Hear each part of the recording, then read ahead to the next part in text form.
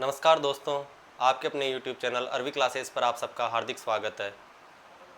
आशा करते हैं आप सब राजी खुशी बढ़िया आराम से तैयारी कर रहे होंगे। अपन राजस्थान ज्योग्राफी में राजस्थान की जलवायु पढ़ रहे थे। राजस्थान की जलवायु में अपन ने क्या देखी थी? जलवायु की परिभाषा। उसके बाद में अपन ने देखे थे जलवायु को प्रभावित करने वाले कारक। राजस्थान की जलवायु, उसके बाद देखा था जलवायु का वर्गीकरण। इसके बाद अपन ने देखा था ऋतु वर्गीकरण। जलवायु की परिभाषा अपन ने देखी थी कि तीन चीजें देखी थी, ऋतु, मौसम और जलवायु। सबसे पहले अपन ने मौसम देखा था कि जो क्षणिक घटनाएं होती है वायुमंडल में घटने वाली, जो क्षणिक घटनाएं होती है उनको अपन मौसम बोल देते हैं। वो 1 घंटे की हो सकती है, 6 घंटे की हो सकती है, 1 दिन की हो सकती है, 15 दिन की हो सकती है। उसके बाद अपन ने देखा था कि जो महीनों की, जो वायुमंडल में घटित होने वाली महीनों की जो औसत दशाएं हैं उसको अपन क्या बोलते थे? ऋतु।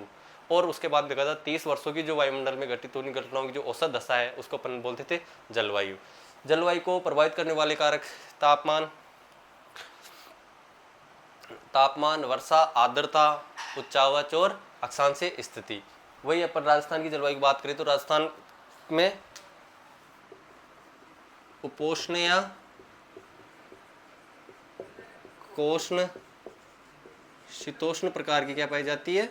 जलवायु पाई जाती है, या कटिबंध में राजस्थान स्थित है। उसके बाद में राजस्थान की जलवायु को क्या देखा था अपन ने? वर्गीकरण। सामान्य वर्गीकरण में अपन ने कितने भाग देखे थे? 5। और आधार क्या था?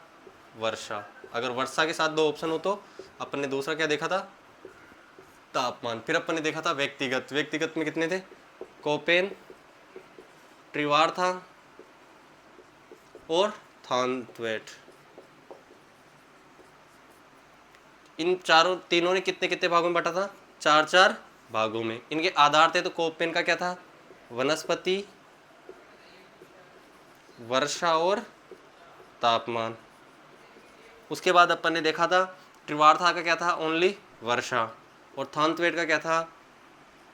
तापमान, वाष्पीकरण और वर्षा। इस प्रकार अपन ने क्या देखा था। और इनके जो 4 भाग थे, कोपेन के जो चारों भाग थे वो थे B W H W, B W H और डब्ल्यू। दूसरा भाग था बी एस एच डब्ल्यू, फिर सी डब्ल्यू जी, और लास्ट वाला भाग था ए डब्ल्यू। इसी के आधार पे अपन ने त्रिवार्था का देखा था कि B W H, B S H, C A W और ए डब्ल्यू का ए डब्ल्यू। जो ये था इसके अपन ने 4 भाग देखे थे, E A D, D B W, D A W और सी ए डब्ल्यू। इस आधार पे अपन ने जलवायु के चारों वर्गीकरण देखे थे। फिर अपन ने देखा था जलवायु का ऋतु वर्गीकरण। ऋतु के आधार पे राजस्थान की जलवायु कितने भागों में? 4 भागों में। तो ग्रीष्म, वर्षा, शरद और शीत। मार्च से किसके मध्य? जून के मध्य। जून से सितंबर, अक्टूबर और नवंबर, और दिसंबर से कहाँ तक? फरवरी तक कौन सी ऋतु थी? शीत ऋतु। फिर अपन ने ग्रीष्म ऋतु की प्रमुख घटना देखी थी, लू, बबूले और आंधी।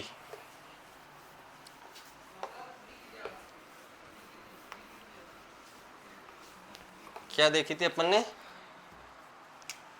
लू, आंधी और बबूले। ये सब अपन ने पिछले देख चुके। लू का ये ग्रीष्म ऋतु में क्या करती है? तापमान को बढ़ा देती है, ये तापमान को कम करती है। और ये जो है क्या है? हवा का जो है क्षैतिज संचरण, क्षैतिज संचरण या अभिवहनीय संचरण, अभिवहनीय संचरण। ये क्या था? तो ऊर्ध्वाधर या फिर संवहनीय संचरण। इसका सर्वाधिक प्रभाव लू का तो अपने बाड़मेर, आंधी का गंगानगर कितने दिन? 27 दिन। उसके बाद में अपने न्यूनतम प्रभाव देखा था अपन ने झालावाड़ और अजमेर, दोनों में कितने कितने दिन? 3-3 दिन। उसके बाद में अपन ने देखा था बबुलिया, कोई क्षेत्र है उसमें बीच में क्या बन रहा है? Temperature high, air pressure low, और बाहर वाले क्षेत्र में क्या हो रही है? इसके विपरीत, टेम्परेचर क्या हो रहा है? लो, और एयर प्रेशर क्या हो रहा है? हाई। तो ऐसी स्थिति में जो बवंडर उत्पन्न होता है उसको अपन देते थे बबुला, और इससे प्रभावित सर्वाधिक प्रभावित जिला कौन सा था? बीकानेर। उसके बाद अपन ने वर्षा ऋतु की प्रमुख घटना कौन सी थी? मानसून। मानसून में अपन ने देखा था कि जो भारत और राजस्थान में जो ग्रीष्म ऋतु में वर्षा होती है वो किससे होती है? तो दक्षिणी पश्चिमी मानसून से, दक्षिणी पश्चिमी मानसून। और मानसून की जो दो शाखा होती है, एक तो अरब सागर और एक बंगाल की खाड़ी।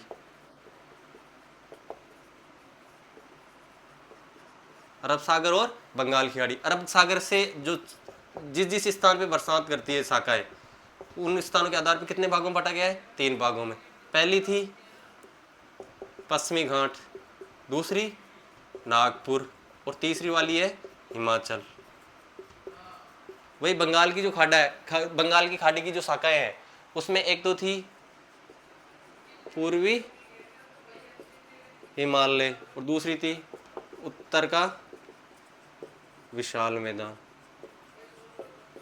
इसके बाद में अपन ने देखा था कि राजस्थान के संदर्भ में बंगाल की खाड़ी कौन सी? उत्तर का विशाल मैदान और अरब सागर की हिमाचल शाखा, ये राजस्थान में सर्वप्रथम प्रवेश करती है। लेकिन अरावली पर्वतमाला के समानांतर होने के कारण राजस्थान में बरसात नहीं करती। कहाँ जाके बरसात करती है? हिमाचल में। उसके बाद में अपन ने देखा था उत्तर का विशाल मैदान, ये राजस्थान के, ये किस भाग से? तो दक्षिण पश्चिम भाग से, ठीक है। और किस ओर? उत्तर पूर्व की ओर प्रवाहित होती है और बिना बरसात करे सीधे निकल जाती है। ये कहाँ से प्रवेश करती है? तो दक्षिण पूर्व से उत्तर पश्चिम की ओर। इसलिए जो पूर्वी राजस्थान उसमें बरसात करती है और पश्चिमी राजस्थान अरावली के किसमें आता है? वृष्टि छाया प्रदेश में। फिर अपन ने राजस्थान में सर्वाधिक वर्षा वाला स्थान तो माउंट आबू, जिला तो झालावाड़। न्यूनतम वर्षा वाला स्थान सम, जिला तो जैसलमेर। ये सब अपन ने देखा था। इसके बाद में अपन ने मानसून देखने के बाद अपन ने देखी थी शरद ऋतु। शरद ऋतु में मानसून की जो घटनाएं थी उन पर अपन ने चर्चा की थी। पहली जो घटना थी वो थी मानसून का प्रस्फोट, दूसरी घटना थी मानसून का विच्छेद या प्रतिच्छेद, तीसरी जो घटना थी कार्तिक हीट, और चौथी जो घटना थी मानसून का निवर्तन। मानसून प्रस्फोट, इस पे अगर अपन बात करते हैं तो मानसून एंटर होते ही किसी ऐसे स्थान पे अवरोध पैदा करता है और एंटर होते ही जो तेज बरसात करता है उसको अपन बोलते हैं मानसून का प्रस्फोट। जैसे पश्चिमी घाट शाखा है, पश्चिमी घाट पर्वत से टकराने के बाद वहां पे स्टार्टिंग में क्या होती है? तेज बरसात होती है। उससे क्या होती, उसी को अपन क्या बोल देते हैं? मानसून का प्रस्फोट। जैसे मानसून का प्रस्फोट होता है तो 1 से 2 वीक तक क्या नहीं होती है? बरसात नहीं होती है। इसी गैप को क्या बोल देते हैं? मानसून का प्रतिच्छेद। और मानसून जब हिंद महासागर में न्यून दाब केंद्र हो जाता है तो मानसून वापस स्थल से किस ओर गति करता है? स्थल से जल की ओर क्या करता है? गति। इसी को अपन क्या बोलते हैं? मानसून का निवर्तन। और इस गति के दौरान जो बीच में टेम्परेचर हाई होता है सितंबर अक्टूबर में, उसको बोलते हैं कार्तिक हीट। इन सब पर अपन ने पिछली क्लास में चर्चा की थी। उसके बाद में अपन ने देखा था शरद ऋतु, और शरद ऋतु की जो मुख्य घटना है वो है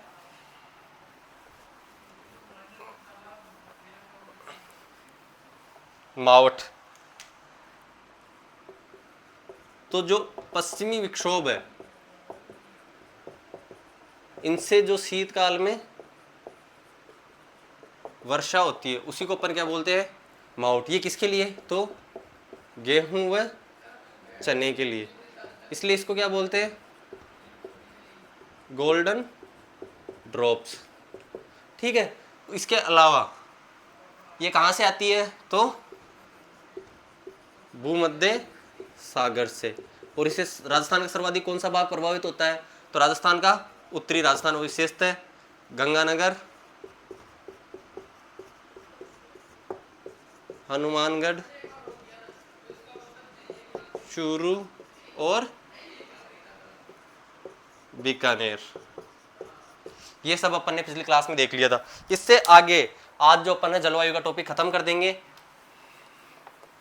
इसके बीच में अपन ने बीच में एक फैक्ट भी देखे थे। उसमें देखा था अपन ने कि जो बरसात होती है शीत ऋतु में, ये किससे होती है, माउट से। और अपन ने देखा था 21 मार्च, फिर 21 जून, 23 सितंबर और 22 दिसंबर। इन दोनों में क्या होता है, संपूर्ण पृथ्वी पे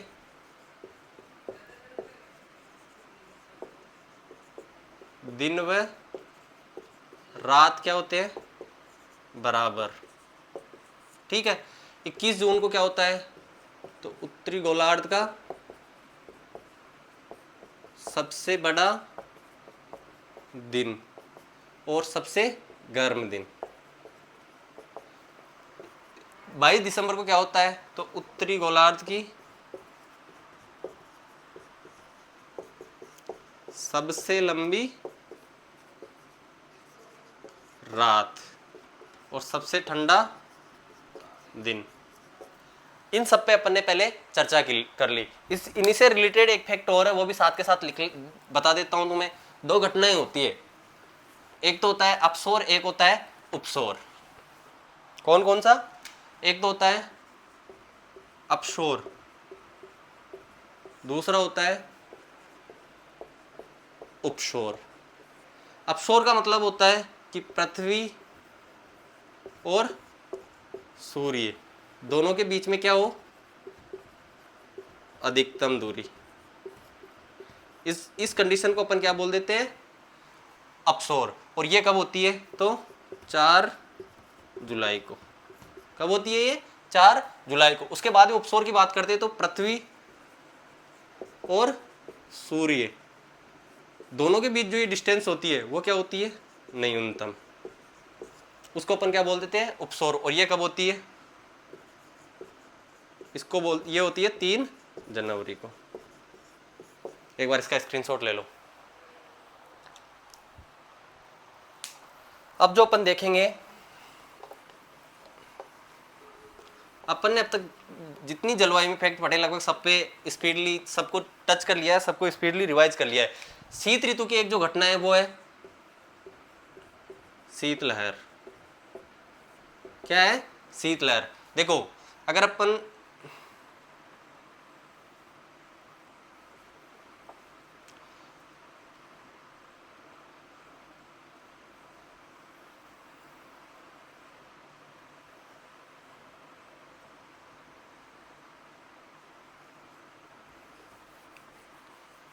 इंडिया के मैप की बात करते हैं,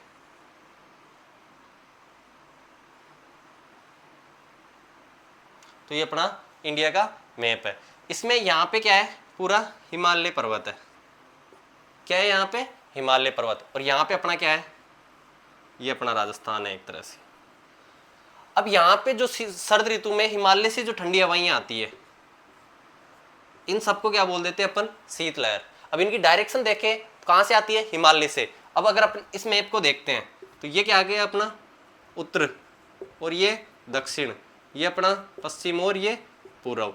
हिमालय कहाँ पे, यहाँ पे। तो ये जो हवा कौन सी दिशा से आ रही है, उत्तर पूर्व से। अर्थात शीत ऋतु में हिमालय की ओर से आने वाली ठंडी हवाओं को क्या बोलते हैं, शीत लहर।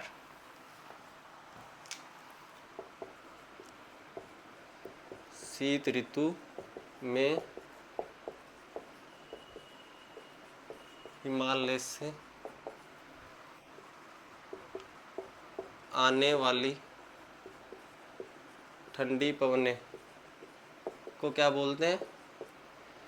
शीतलहर कहा जाता है। इससे राजस्थान का सर्वाधिक कौन सा भाग प्रभावित होता है? तो उत्तरी भाग। और उत्तरी भाग में विशेषतः चूरू, हनुमानगढ़, बीकानेर और सीकर, ये सब किससे प्रभावित होते हैं? शीत ऋतु, जो शीतलहर है इसकी अगर दिशा देखें तो उत्तर पूर्व से दक्षिण पश्चिम की ओर। इसका स्क्रीनशॉट ले लो आप।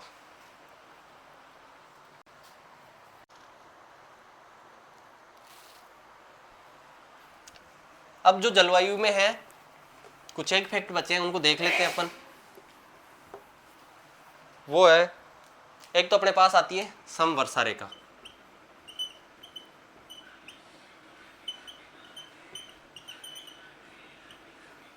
कौन सा आता है अपने पास? पहला जो टॉपिक है वो क्या आता है? समवर्षा रेखा, अर्थात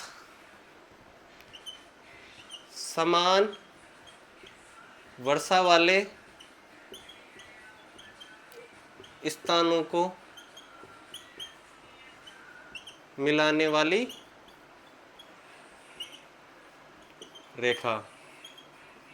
समान वर्षा वाले स्थानों को मिलाने वाली रेखा को अपन क्या बोल देते हैं? समवर्षा रेखा।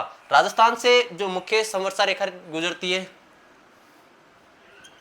10 सेंटीमीटर, 25 सेंटीमीटर, 40 सेंटीमीटर और 50 सेंटीमीटर। 10 सेंटीमीटर जो वर्षा रेखा है ये भारत व पाकिस्तान के सीमा रेखा से लगभग जो 10 सेंटीमीटर सी वर्षा रेखा है, सेंटीमीटर वर्षा रेखा है, वो कहाँ से? भारत और पाकिस्तान की जो सीमा रेखा रेड क्लिप लाइन है उसके समानांतर चलती है। उसके बाद में अगर अपन 25 सेंटीमीटर, तो पश्चिमी मरुस्थल को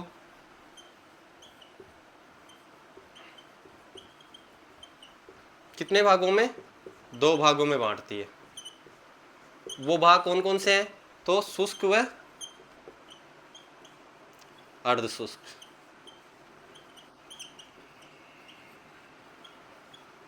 उसके बाद में अगर अपन बात करते हैं 40 सेंटीमीटर, तो ये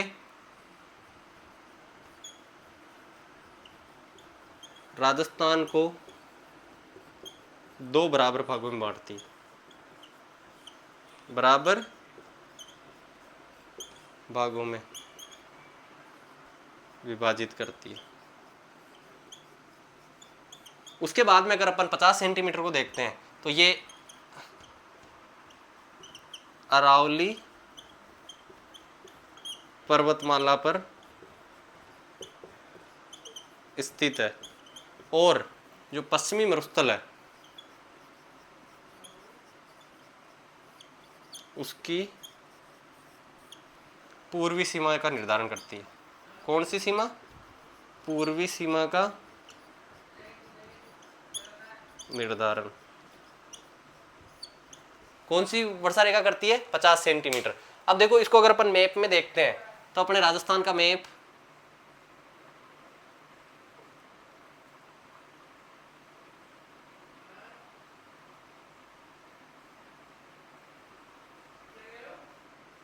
इस प्रकार से अपना क्या है? राजस्थान है।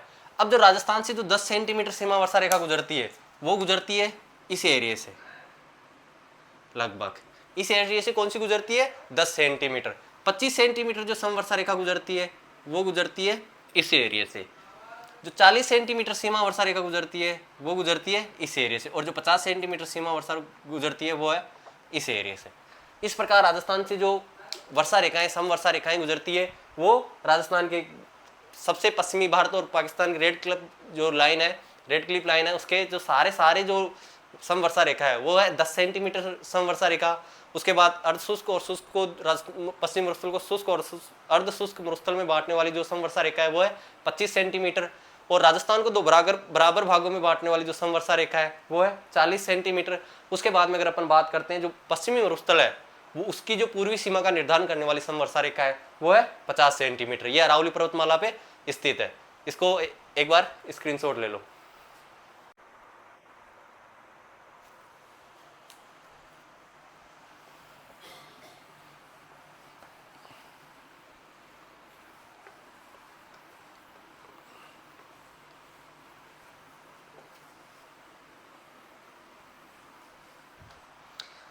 अब जो आती है अपने सामने वो है सम वायुदाब रेखा, अर्थात समान वायुदाब वाले स्थानों को मिलाने वाली रेखा। देखो अपन ने देखा था कि जहां पे जो तापमान है अगर हाई रहता है तो वायुदाब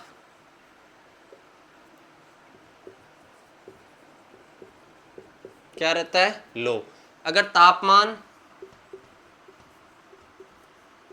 लो रहता है तो वायुदाब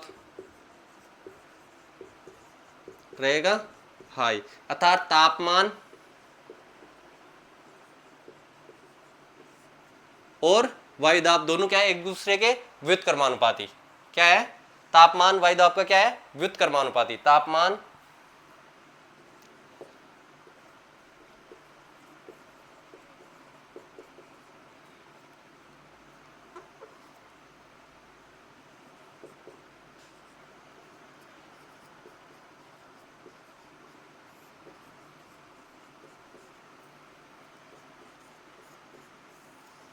संबंध के साथ दोनों का व्युत्क्रमानुपाती। तापमान हाई है तो वायुदाब क्या होगा, लो, और अगर तापमान लो है तो वायुदाब क्या होगा, हाई। अब इसका स्क्रीनशॉट ले लो एक बार।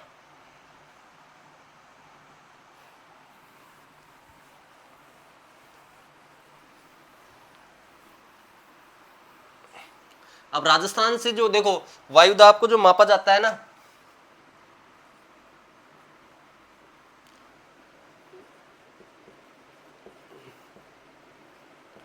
का मात्रक एक तरह से, तो वो क्या है, मिलीबार। मिलीबार, ठीक है। अब देखो राजस्थान में तापमान ग्रीष्म ऋतु में अलग होता है और शरद ऋतु में अलग होता है। तो ग्रीष्म ऋतु और शीत ऋतु, एक चीज का ध्यान रखना, टेम्परेचर अगर हाई है तो एयर प्रेशर क्या होगा, लो। टेम्परेचर जहां पे लो है एयर प्रेशर क्या होगा, हाई। ठीक है, इसके बाद में अपने को कुछ नहीं, ग्रीष्म ऋतु में जो राजस्थान से वायुदाब रेखाएं गुजरती है वो है 997, 998, 999 और 1000। आगे क्या लगा दो, मिलीबार। क्या है, और शीत ऋतु में जो गुजरती है वो है 1018 और 1019। कौन कौन सी गुजरती है, 997 मिलीबार, 998 मिलीबार, 999 मिलीबार और 1000 मिलीबार। अब आप इसे एवरेज लगा सकते हो। टेम्परेचर जहां पे हाई है वहां पे एयर प्रेशर क्या होगा, लो, अर्थात पश्चिमी राजस्थान जैसलमेर वाला जो एरिया है वहां से कौन सी गुजरेगी, 997।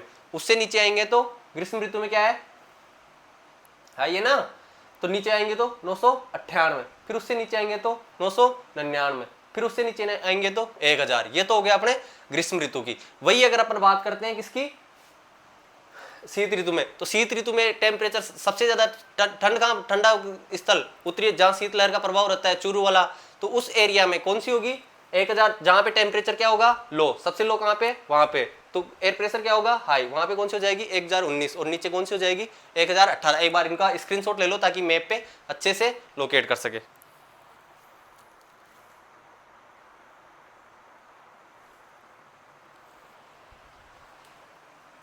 ले लिया होगा। अब एक बार एक ग्रीष्म ऋतु को कर लेते हैं, फिर उसके बाद में अपन किसको कर लेंगे, अपने शीत ऋतु वाली को। अपना राजस्थान,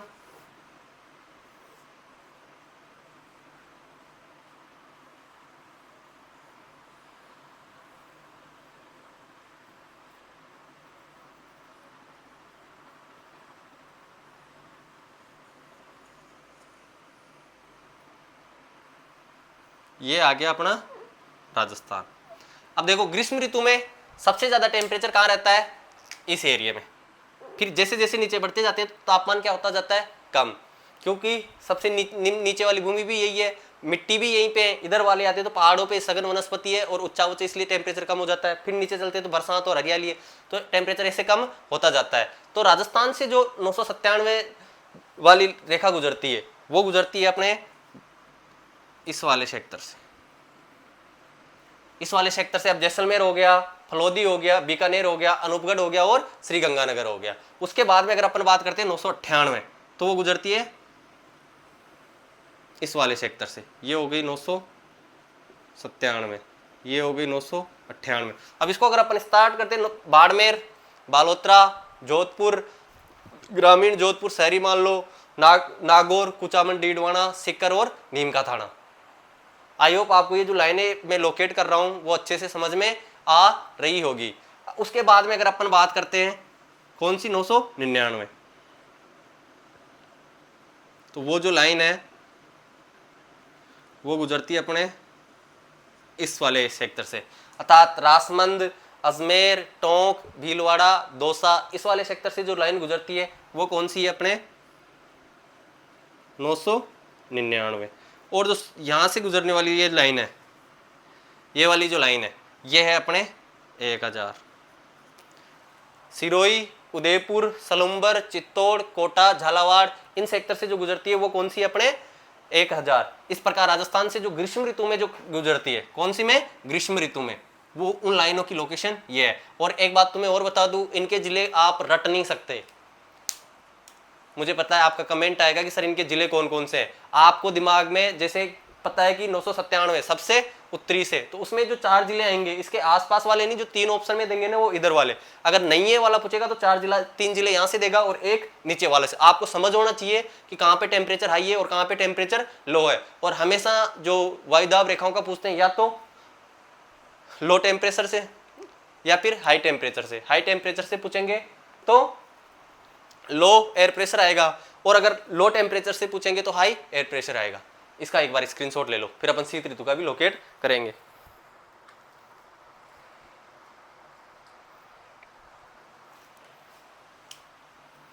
इसको पूरी कर लो। यहां से जालोर से स्टार्ट होती हुई जालोर, पाली, अजमेर, रासमंद वाले एरिया से सवाई माधोपुर तक निकल जाती है।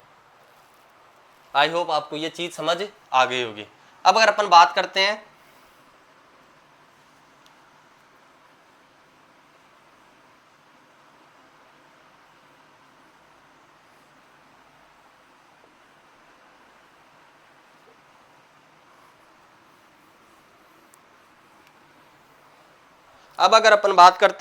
शीत ऋतु की, कौन सी ऋतु की,